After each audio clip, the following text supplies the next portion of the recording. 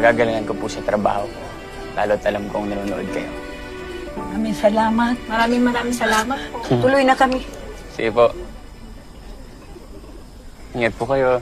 Wow! Ang galing, ang bait. Ang sweet mo pala, no? Anong chapter yun doon sa libro mong Boss Budol Guidebook? Yung Pagod Guy Angle. You look familiar. Ang OA mo naman sa talamak? Eh, isang insidente lang yan, di ba? O sige nga, pakita mo sa akin yung data mo. Right.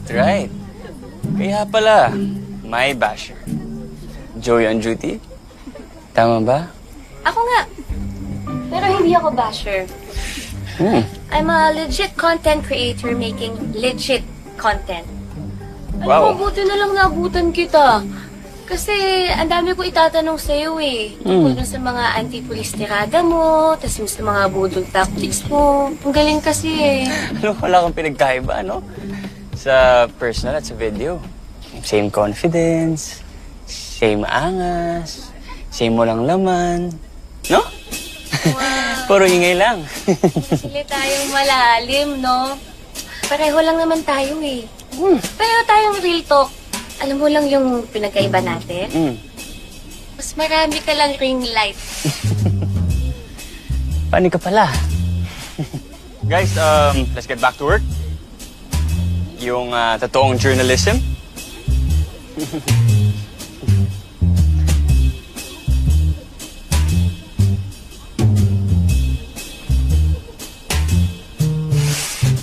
Wala pa kayong maibibigay na pangalan, but it's not a small syndicate. Dalawa lang nasa custody namin. Salamat sa pagigiting natin, pulis. Si Major Miguel Delgado at Master Sergeant Steve Cruz. Hey, Jer.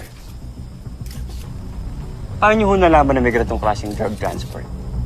I think second time yun akong maka-intercept ng ganitong klaseng operasyon, hindi ba? Napakaswerte niyo naman ho. Or baka naman meron ho kayong inside knowledge sa ganitong klaseng kargamento.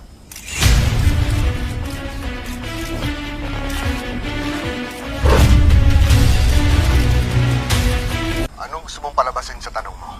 Diretsuhin mo ako. Hindi naman ho ganun kahirap sagutin yung tanong ko kung wala kayong tinatago. Wala akong tinatago. Parang gusto mong sabihin na kasapot ako rito. Involved nga ba kayo? Let's save it for the press conference. Thank you. Let's go back.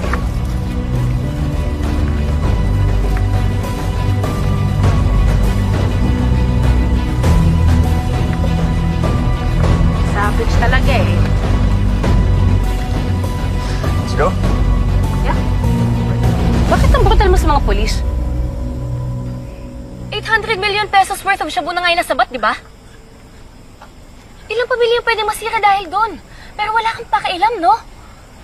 Ano kasi iniisip mo lang eh, gusto mong manira ng mga taong sinusugal na nga yung buhay nila? That's why you're just a vlogger.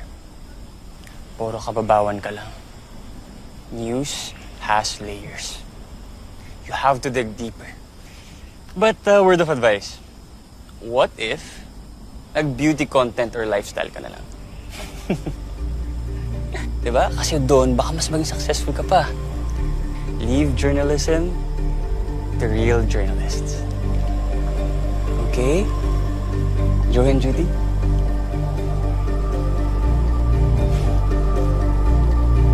Let's go. Yeah, tara.